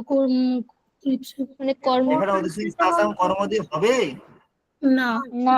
না হবে না। হবে না স্যার। আসতে আছে, শুধু আস ধাতুর প্রয়োগ আছে। অধিপূর্বক আস ধাতু হলেই কি হতো? অধিসিং এটা শাসন অধিপূর্বক হলে তাহলে হতো স্যার কর্ম। হ্যাঁ, আমি এটা কনফিউজ করার জন্যই দিয়েছিলাম। তাহলে এখানে রাম ও বৈকুণ্ঠম আসতে এখানে হবে না, এখানে কার দ্বারা হবে সেটা আমরা নয় পরে চর্চা করবো। আপাতত এখন হবে না, কার দ্বারা হবে না? অধিসিং শাসন কর্ম দিয়ে হবে না। ঠিক আছে, এই কনফিউশনে যাবেন। ঠিক আছে। তারপরে উপান বধ্যাং বসহ, তার মানে কি? উপ অনু অধি আং তারপরে যদি বস ধাও থাকে, কি ধাও থাকে? বস ধাতু। উপবসতি, অনুবসতি, অধিবসতি, আবসতি। ঠিক আছে, তাহলে সেখানে কি হবে? কর্মকারক হবে। কারক হবে। যেমন অহম গ্রামম উপবসামি, তাহলে এই যে গ্রামমের যে কর্মটা, এটা কার দ্বারা হবে? প্রধান বর্ষ। উপানুবদ্ধ, এখানে উপপূর্বক বস ধাতুর প্রয়োগ আছে। অহম গ্রামম অনুবসামি, অহম গ্রামম অধিবসামি, অহম গ্রামম আবসামি। তাহলে সব জায়গায় কার দ্বারা হবে?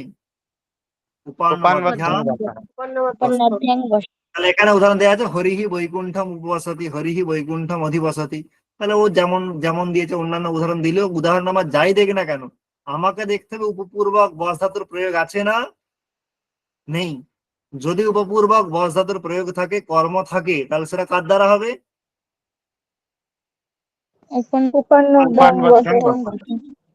অভিপূর্বক নিপূর্বক বিষ ধাতু যদি থাকে, তাহলে সেখানে কার দ্বারা হবে? অধিপূর্বক সিং ধাতু, অধিপূর্বক স্থা ধাতু, অধিপূর্বক আস ধাতু যদি থাকে, তাহলে সেখানে কার দ্বারা হবে? তাহলে এখানে একটা হচ্ছে যে এই যে উপানুবধ্যাং বসা, যে উপপূর্বক বস উপবসতি, এর যদি বাস করা অর্থে হয় সেখানেই হয়, যদি বাস করা অর্থে না হয় তাহলে সেখানে কিন্তু কর্ম হয় না। এটা বার্তিক আছে, অভুক্তি অর্থস্য না, কারণ উপবসতি শব্দের অর্থ উপবাস করাও হয়, মানে যেটা আমরা বাস করা অর্থে বলি, আর একটা উপবাস মানে উপোস থাকা অর্থেও হয়। যদি কোনো কারণে উপোস থাকা অর্থ হয় তাহলে সেখানে কর্ম হয় না, সেখানে কি হয় না? কর্ম অধিকরণ হবে। হয় না। তাহলে সেখানে হয়ে যায় বনে উপবসতি। কি হয়ে যায়? অধিকরণ, বনে উপবাস। বনে উপবসতি। বনে উপবাস, তার মানে সেই অধিকরণ তো আগে থেকেই ছিল, এইগুলোর প্রয়োগ থাকলেই বলেছিল কর্ম হবে।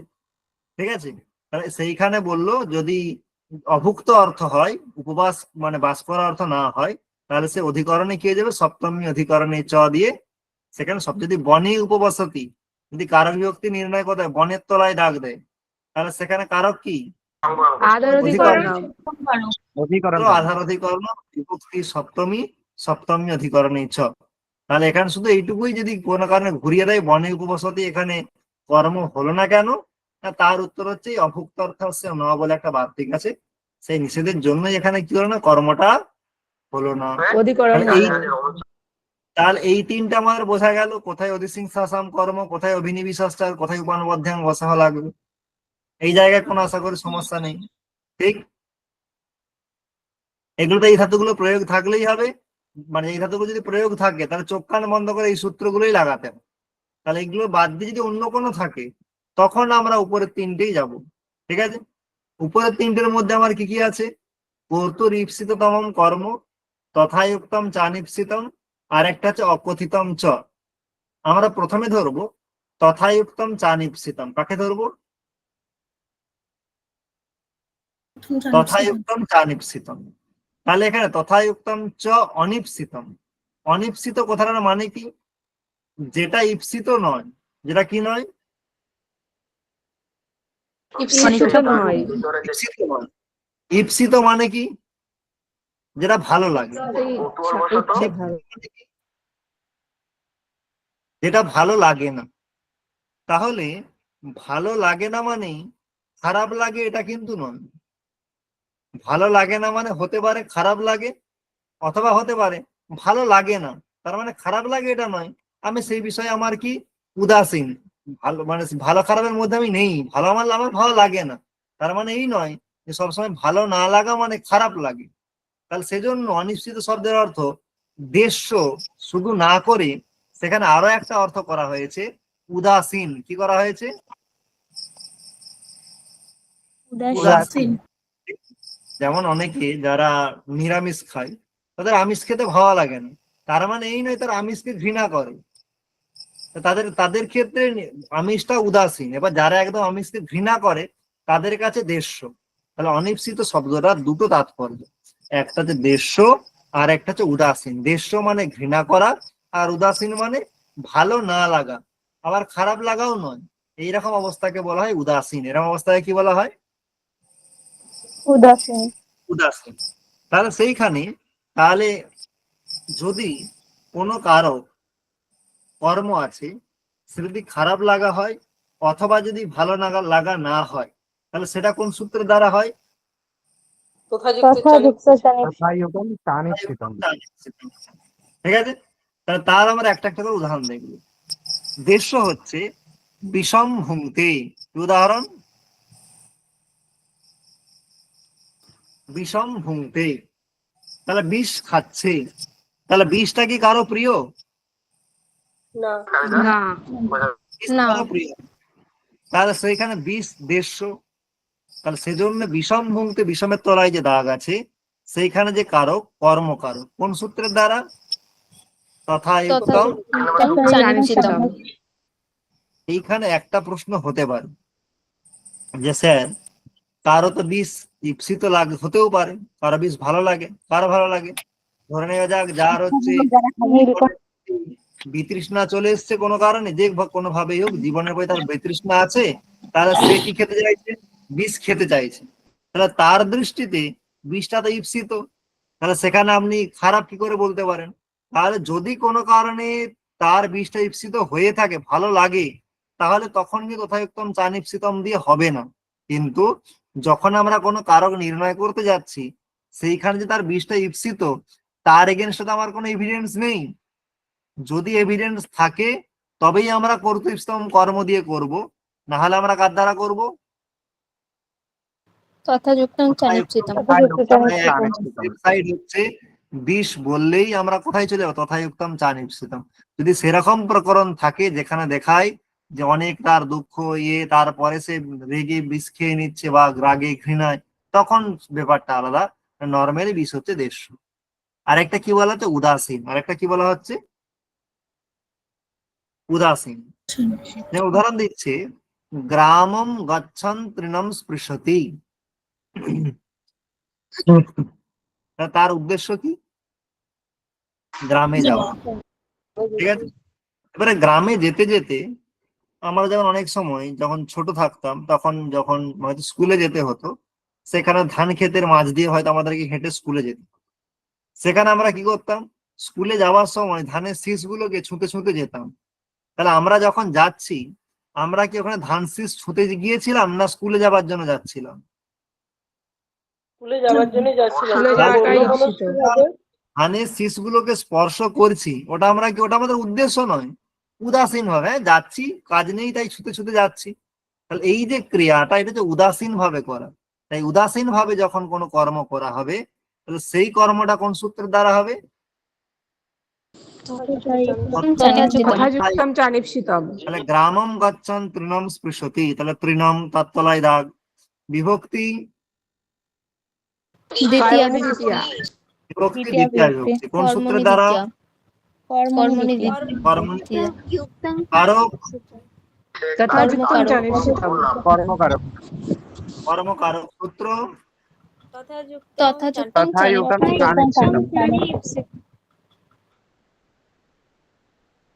ঠিক আছে, বিষমের ক্ষেত্রেও ঠিক তাই, দ্বিতীয়া সূত্র কর্মণি দিয়া, কর্ম তথাযুক্তম চানিচ্ছিতম। এরপরে আমরা আসবো অকথিতম চ। কোথায় আসবো? অকথিতম চ। অকথিতম চ। তাহলে এখানে একটা শব্দ আছে অকথিত। কি শব্দ আছে? অকথিত। কথিত শব্দের অর্থ হচ্ছে বিবক্ষিত। কি অর্থ? অকথিত মানে তাহলে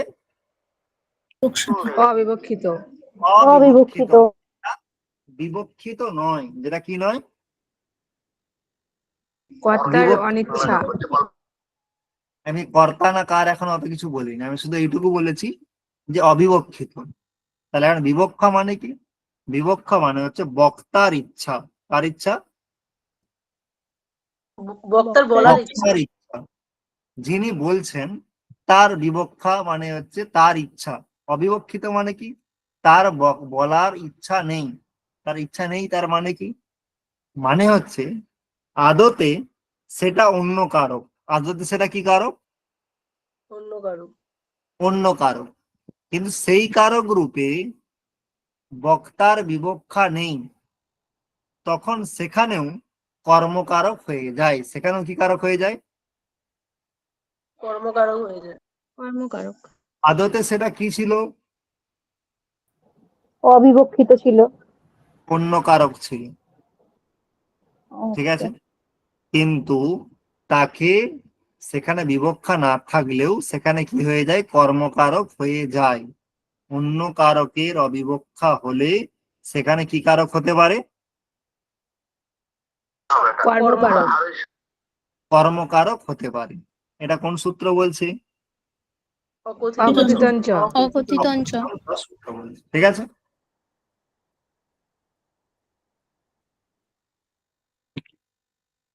এখন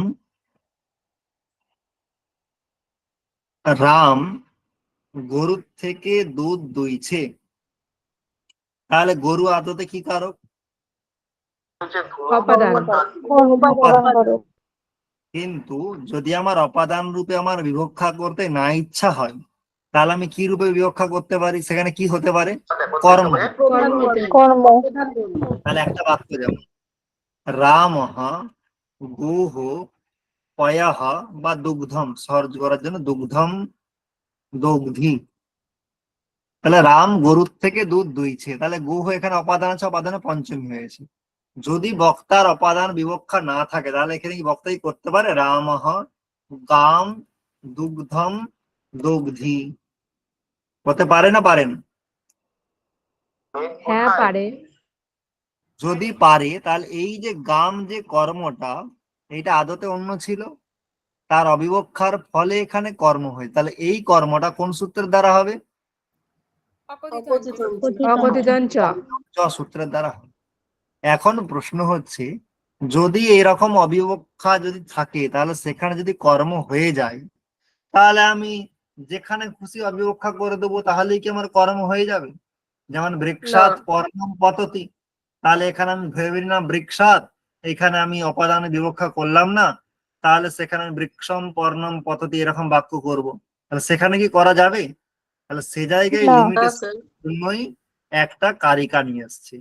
দুহয়াচ পজদণ্ড রুধি প্রচ্ছি চিব্রু শাসুজি মথমুষাম কর্মযুগ স্যাদ অকথিতম তথা স্যাদ নিহ্রি কৃষ্ণহাম। এই যে ব্যাপারটা, অবিবক্ষার ব্যাপারটা, এইটা শুধুমাত্র 16টা ধাতুর ক্ষেত্রেই প্রযোজ্য হয়। কটা ধাতুর ক্ষেত্রে? 16। ইয়াচ পচ দণ্ড রুধি প্রচ্ছি চিব্রু শাসু দি মথ মুষ নি হ্রি কৃষ্ণহ, এগুলোর যদি ব্যাপার থাকে সেখানে অবিবক্ষা করলেই কর্ম যদি হয়, সেটা কার দ্বারা হবে? অকথিতম চয়ের দ্বারা। অকথিতঞ্চ। অকথিতঞ্চ। তাহলে রাম দুগ্ধম দগ্ধি, তাহলে দুগ্ধম এই যে কর্মটা, এইটা কি অকথিতম চয়ের দ্বারা হবে? না এটা হবে না, এটা প্রত্যক্ষিততম কর্ম দ্বারা হবে। এটা আদতেই কি কারক? কর্মকারক। কর্মকারক। এটা কিন্তু অকথিতম চয়ের দ্বারা হবে না। অকথিতম চয়ের দ্বারা সেখানেই হবে যেখানে অন্য কারকের অবিবক্ষা থাকবে, সেইখানে যে কর্মটা হয় সেই কর্মটাই কোন সূত্র দ্বারা হয়? অকথিতঞ্চ। অকথিতম চয়ের দ্বারা। অকথিতঞ্চ। তাহলে গাম এখানে তলায় দাগ দিয়ে যদি জিজ্ঞাসা করা হয় বিভক্তি, কি বিভক্তি? দ্বিতীয়া। দ্বিতীয়া বিভক্তি। সূত্র কি? কর্মণি দ্বিতীয়া। কর্মণি দ্বিতীয়া।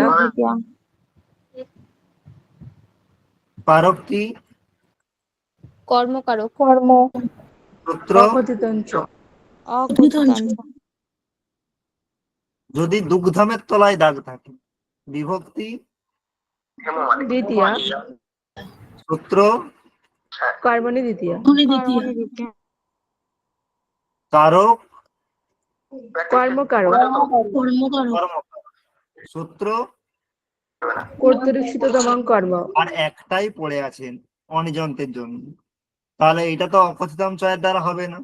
তথাযুক্তম চানিপসিত, দুগ্ধ দেশ্য বা উদাসীন কোনটাই নয়। এখানে অধিপূর্বক সিংপূর্বক সাধাতুর প্রয়োগ নেই, উপানবাধ্যের প্রয়োগ নেই, অভিনিবেশের প্রয়োগ নেই, তাহলে কার দ্বারা হবে? বাই ডিফল্ট কর্তৃপ্সিত তমং কর্ম। এখানে এতগুলো যেগুলো বললাম এইগুলো যেখানে লাগবে না সেইখানে কার দ্বারা কর্মকারক হবে? কর্তৃপ্সিতং তমং কর্ম। তাহলে সে প্রথমে যে তিনটে বলেছিলাম সেগুলো তো ওই ধাতু থাকলে ওই সূত্রের দ্বারাই হয়। দেশ্য বা উদাসীন হলে তথায়ুক্তম চানিপসিতমের দ্বারা হয়। আর যদি অবিবক্ষিত অন্য কারক, কিন্তু এই 16টা ধাতুর ক্ষেত্রে যদি অবিবক্ষিত থাকে তাহলে সেইখানে অকথিতম চয়ের দ্বারা হয়। বাদ বাকি সব জায়গায় শুদ্ধ ধাতুর ক্ষেত্রে কার দ্বারা কর্মকারক হয়? কর্তৃপ্সিততম। কর্তৃপ্সিতম কর্ম। ঠিক আছে, বাদ বাকি যেখানে যা পড়ে থাকে সব কর্তৃপ্সিতম কর্ম দিয়েই হবে। তেমনি এখানে গাম দগ্ধি পায়া হয়, এটা কি ঘুরে উদাহরণ দিয়েছে। তাহলে তারপর উদাহরণ দিচ্ছে বলিম ইয়াচতে বসুধাম। তাহলে যে বসুধাম ইয়াচতে কার কাছ থেকে চাইছে? বলির কাছ থেকে। তাহলে এই যে এখানে বলি যে কর্মটা হয়েছে এটা আদতে কি কর্মকারক ছিল? না। বলির কাছ থেকে, তাহলে অপাদান ছিল, তার অবয়ক্ষাতে কর্মে, তাই এটা অকথিতম চয়ের দ্বারা বসুধত কর্তৃস্তম কর্ম। যে অবিনীত, যে বিনীত নয়, বিনয়ী নয়, তার কাছ থেকে বিনয় চাইছে, তাহলে অবিনীতের কাছ থেকে এটা অপাদান ছিল, তার অবিবক্ষাতে কর্ম, তাই এটাও কার দ্বারা হবে? অকথিতম চ। বিনয়ামে আছে, বিনয় চাইছে, বিনয় তো কর্তৃস্তম কর্ম এটার দ্বারাই হবে। তন্ডুলান ওদনম পচতি, কি রান্না করছে? ভাত রান্না করছে। তাহলে ভাতটা হয় কার থেকে? চাল থেকে, তাই না? অথবা চাল দিয়ে ভাত রান্না করছে, তাহলে তন্ডুলেন করণ ছিল, তার অবিবক্ষাতে তন্ডুলান। গর্গান শতম দণ্ডয়তি, মানে দণ্ড দিচ্ছে, শাস্তি দিচ্ছে। কাদেরকে শাস্তি দিচ্ছে? গর্গ। তাহলে গর্গেভ্য শতম দণ্ডয়তি, তাহলে সম্প্রদায়ের অবিবক্ষাতে কি হয়েছে? গর্গান। তাহলে এটা অকথিতম চয়ের দ্বারা। শতমটা কর্তৃস্তম কর্ম। প্রজম অবরুণোদ্ধি গাম, তাহলে যে রাখাল সে গরুগুলোকে আটকাচ্ছে কোথায়? ব্রজে। তাহলে এটা অধিকরণ ছিল, তার অবিবক্ষাতে কি হয়েছে? কর্ম হয়েছে। তাহলে এটা হচ্ছে অকথিতম চ। এটা যে রুদ্ধাতুর উদাহরণ। মানবকম পন্থানাম পৃচ্ছতি, তাহলে কি জিজ্ঞাসা করছে? রাস্তা জিজ্ঞাসা করছে। কাকে জিজ্ঞাসা করছে? কার উদ্দেশ্যে? তাহলে মানবকায় পন্থানাম পৃচ্ছতি, তার অবিবক্ষা করে কর্ম হয়েছে, তাই কি হয়ে গেছে? মানবকম। কি হয়ে গেছে? মানবকম। বৃক্ষম অবচিনতি ফলানি, গাছ থেকে ফল পাড়ছে, গাছ থেকে, এটা আদতে কি ছিল? পঞ্চমী। অপাদান ছিল, তার অবিবক্ষা করে কর্ম, তাই এখানে বৃক্ষম। মানবকায় ধর্মম ব্রুতে, অথবা মানবকায় ধর্মম শাস্তি, মানে বলে আর। তাহলে মানবকায়, তার অবিবক্ষা করে কি হয়ে গেছে? মানবকম। ধর্মম এখানে তো কর্তৃস্তম কর্ম। দেবদত্তাৎ শতম জয়তি, দেবদত্তের কাছ থেকে 100 টাকা জিতেছি। দেবদত্তাৎ, তার অবিবক্ষা করে কি হয়েছে? কর্ম। কর্ম। ক্ষীরনিধি থেকে সুধাম মথনাতি, মানে ক্ষীর সমুদ্র থেকে অমৃত মন্থন করছে, তাহলে ক্ষীরনিধি থেকে অপাদান ছিল, তার অবিবক্ষা করে। দেবদত্তম সত্যম মুষ্ণাতি, দেবদত্তের কাছ থেকে 100 টাকা চুরি করেছে, তাহলে কার থেকে? দেবদত্তের থেকে, তাহলে এটা অপাদান ছিল, তাহলে এখন কর্ম হয়েছে, অকথিতম চ। গ্রামম অজাম নয়তি, গ্রাম থেকে ছাগল নিয়ে যাচ্ছে, তাহলে গ্রাম থেকে অপাদান অবিবক্ষা করে কি হয়েছে? কর্ম। কর্ম হয়েছে। তাহলে এটা কার দ্বারা হবে? অকথিতম চয়ের দ্বারা। কি নিয়ে যাচ্ছে? অজা, তাহলে এটা তো কর্তৃস্তম কর্ম, এটার দ্বারাই হবে। তেমনি গ্রামম অজাম হরতি, তেমনি গ্রামম অজাম কর্ষতি, তেমনি গ্রামম অজাম বহতি। কর্ষতি মানে টেনে নিয়ে যাচ্ছে আর কি। আর গ্রামম অজাম বহতি, তাহলে গ্রাম থেকে অজা ছাগল নিয়ে যাচ্ছে। বহ আর নিধাতুর একই অর্থ। তাহলে এইভাবে আমরা এইগুলোর ক্ষেত্রে আমরা অকথিতম চয়ের প্রয়োগ করতে পারবো। এখানে একটা জিনিস আরো বলে রাখি, এইখানে যে ধাতুগুলো আছে সেম অর্থ যদি কোনো ধাতুর থাকে সেক্ষেত্রেও এরকম প্রয়োগ হতে পারে। যেমন মানবকায় ধর্মম ব্রুতে, মানবককে ধর্ম বলছে, তাহলে সেরকম যদি প্রয়োগ থাকে মানবকায় ধর্মম বদতি, এটা বলা উচিত। যদি বলে মানবকম ধর্মম বদতি, তাহলে এই যে মানবকম এটা হলো, এই কর্মটাও কি কর্ম? অকথিত অকথিত অপঠিত অংশ। ঠিক আছে।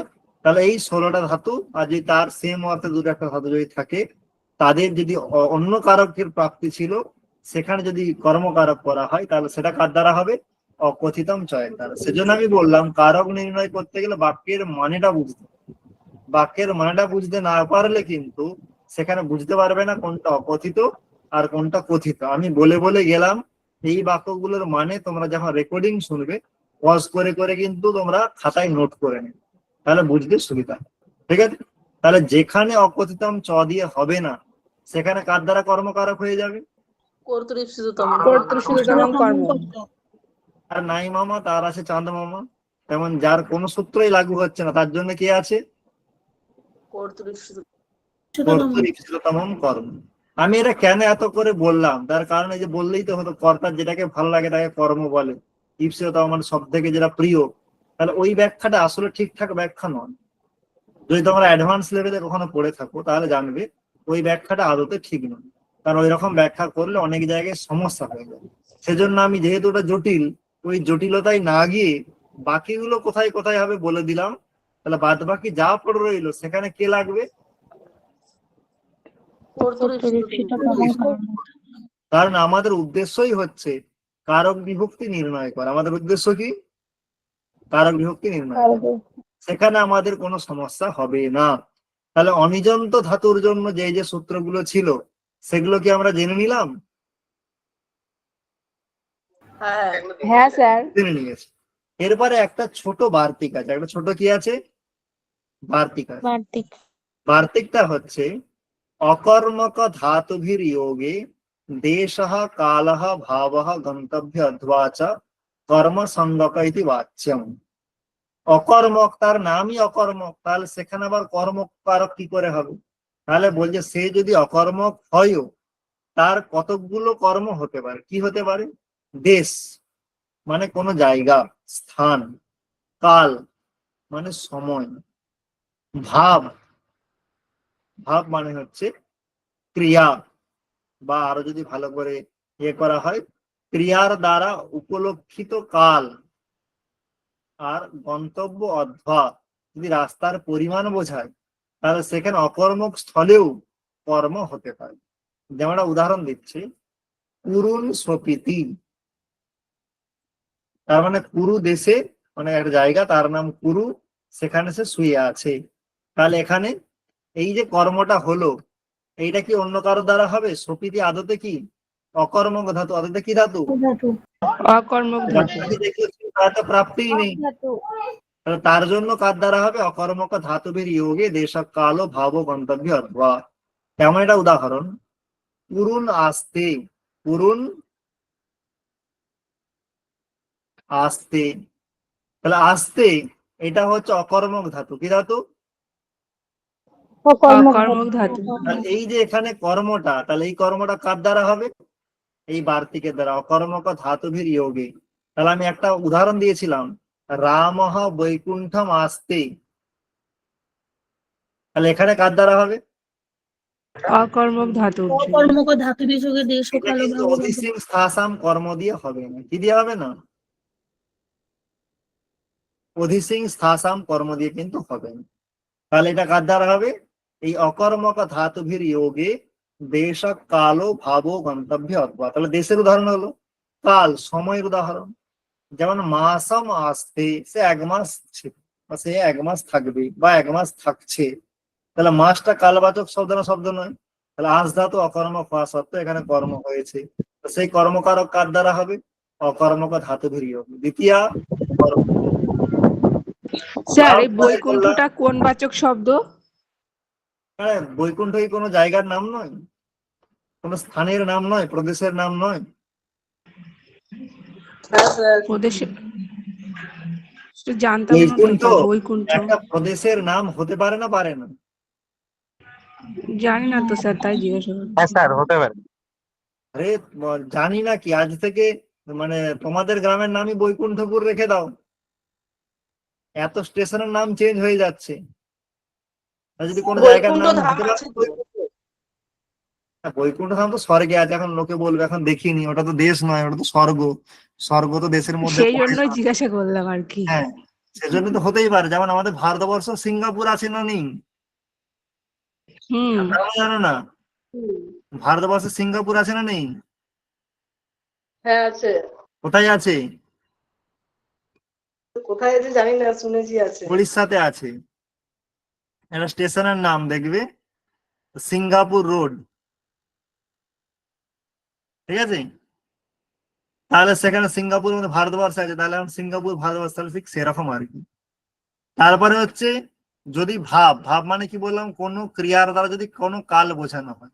বলছে রাম কতক্ষণ ছিল এখানে, যে রাম গোদহম আসতে, যতক্ষণ গরু দোয়া হচ্ছিল ততক্ষণ ছিল।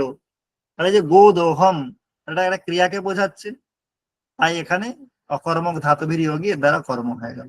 অথবা রাস্তার পরিমাণ বোঝাবে, যেমন ক্রোশাম আসতে, এক ক্রোশ বসেছিল, তাহলে ক্রোশাম রাস্তার পরিমাণ। সেখানে যদি অকর্মক ধাতু থাকে, তাহলে সেখানেও যে কর্মকারকটা হবে সেটা কার দ্বারা হবে? অকর্মক ধাতু ধাতু বিযোগে ওইটা। যোগে। তাহলে যদি অকর্মক ধাতু হয়, তার জন্য অকর্মক ধাতুভির যোগে বার্তিকটা থাকবে। বাদ বাকিদের জন্য সকর্মকের স্থলে তো 6টা, অকর্মকের জন্য একটাই আছে, অকর্মক ধাতুভির যোগে। ঠিক আছে? তাহলে এইভাবে আমাদের অনিজন্ত স্থলে কি করে কর্মকারক হবে আমরা বুঝে নিলাম। এরপরে ক্লাসে নিজন্ত স্থলে কি করে হবে সেটা নিয়ে চর্চা করব। তাহলে আজকে আমার পক্ষ থেকে এতটাই। ঠিক আছে?